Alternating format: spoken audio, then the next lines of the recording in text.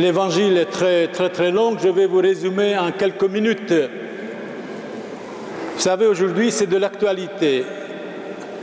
Une jeune fille, un jeune garçon disent souvent, nous sommes majeurs, nous allons quitter la maison paternelle.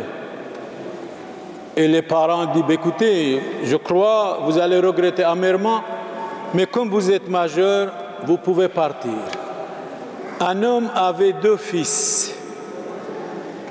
Et un, il a dit, donnez-moi mon héritage, je dois partir ailleurs. Je ne veux plus rester chez vous. C'est de l'actualité souvent dans les familles actuelles. Les parents disent, bon, très bien. Plutôt, le père dit, parce qu'ici, il ne parle pas de la mère, il ne parle pas de la maman. Le père lui dit, bon, très bien, je partage. Nous avons 2 enfants, je partage. Ça, c'est pour vous, ça, c'est pour votre fils, notre fils aîné. Et le fils va prendre l'héritage et il va partir dans un pays lointain. Il va gaspiller tous ses biens avec les prostituées, avec la perversion, et il n'a pas vécu économiquement. Il pensait qu'il est capable de faire tout, de se diriger. Bien sûr, quand il était chez ses parents, il était gâté. Il obtenait tout de suite, comme les enfants d'aujourd'hui. Tout de suite. Alors, il a pris son héritage et il va partir. Il va dépenser tout avec les danses, avec les prostituées, avec les filles. Et finalement, il devient pauvre. Il va tomber dans la pauvreté. Personne ne lui donne un peu de pain. Et un jour, il va tomber sur un fermier.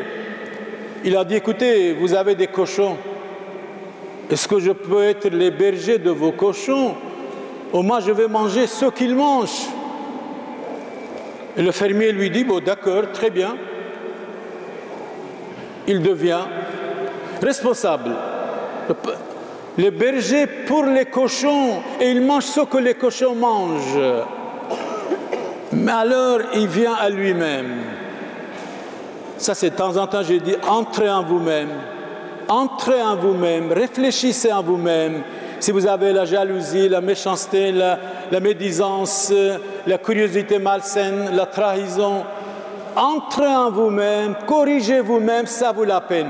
Eh bien, ce garçon, tombé dans la pauvreté, dans le ridicule, entre le sublime et le ridicule, il n'y a qu'un pas, il réfléchit, il entre en lui-même, il dit ceci. Mais finalement, qu'est-ce que je fais ici? Dans la maison de mon père, il y a beaucoup d'ouvriers. Ils mangent, ils boivent. Il leur manque absolument rien. Je dois retourner chez mon père. Il va chez le père et le père a attendu immédiatement. Il lui a donné le costume, meilleur costume. Habillez-vous.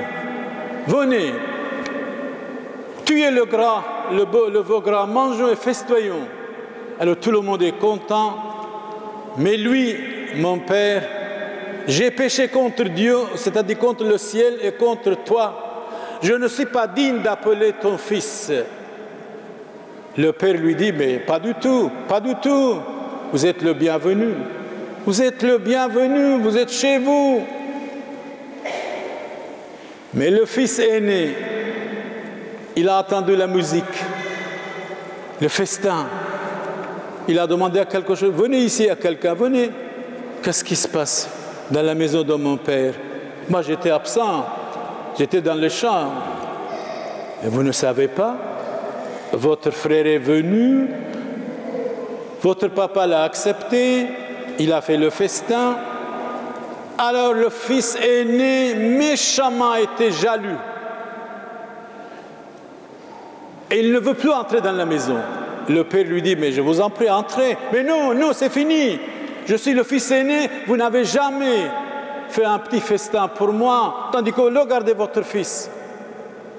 Il a dépensé tous nos biens avec des prostituées, avec je ne sais pas où. Et maintenant, vous faites un festin pour lui. Le père lui dit, mon fils, écoutez, ne soyez pas jaloux. La jalousie vient de Satan. Ne soyez pas le fils du diable, le fils de Satan. Votre frère était mort et il est retrouvé. Il est venu à la vie. Qui est le fils prodigue? Celui qui est parti. C'est le pécheur. Le pécheur, quand il revient vers Dieu, le Père c'est Dieu. Quand il revient vers Dieu, Dieu est content. Les anges de Dieu sont contents pour un seul pécheur converti, disait ce matin l'évangile Saint-Luc. Mais les autres, les bien pensants, tiens, regardez, par exemple, le Père Samuel donne la communion à tout le monde, à tous les divorcés. Écoutez, ils doivent être miséricordieux. Ce n'est pas leur faute s'ils sont divorcés. Nous les honorons, nous les acceptons, les divorcés, nous donnons la communion à tout le monde. Et Jésus n'a jamais dit dans le Saint-Évangile, si quelqu'un est divorcé, ne pas lui donner la communion. Ça n'existe nulle part. Jésus dit, avancez comme les assoiffés. Avancez, venez, vous êtes fatigués, épuisés, je vous donnerai le repos et la tranquillité. Venez à moi, vous tous qui peinez, je vous donnerai le repos et la tranquillité. Dans l'Église de Dieu, c'est l'égalité, nous sommes tous égaux, frères et sœurs.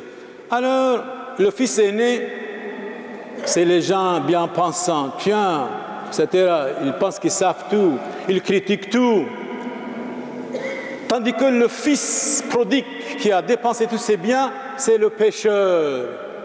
Nous aimons le pécheur, nous aimons le converti, nous aimons dire comme Jésus à la femme adultère, je ne vous condamne pas, mais ne pêche plus. Nous aimons les pécheresses comme Sainte Marie-Madeleine. Jésus, Dieu aime les pécheurs, Dieu n'aime pas les jaloux et les jalouses et les bien-pensants et les orgueilleux. En un mot, Dieu, le Père c'est Dieu. L'humanité est divisée en deux parties, un fils mauvais et un fils bon. Le fils mauvais, c'est le pécheur, et tôt ou tard, il revient vers Dieu, et Dieu est content et fier de lui. Jésus a dit ce matin, je ne suis pas venu pour les justes, mais pour les pécheurs, à la conversion. Alors, frères et sœurs, chacun de nous devons nous convertir, nous devons changer notre vie, nous devons chasser de nous l'angoisse, la contrariété, l'orgueil, la jalousie, la méchanceté, la curiosité malsaine. Nous devons vraiment imiter Jésus-Christ, imiter les anges et les archanges, imiter les saints et les saintes de Dieu, frères et sœurs. Nous devons être vraiment, nous pouvons, et c'est possible, être modèle sur tous les plans, sur tous les niveaux, pour modeler tout petit peu les autres, comme dit Saint Paul, en temps et à contre-temps, prêche l'Évangile, n'ayez pas peur, n'ayez pas honte, ne fût-ce pour sauver quelques-uns. C'est notre but, c'est votre but, frères et sœurs. Vous êtes noblement et grandement les bienvenus. Acclamons la parole de Dieu.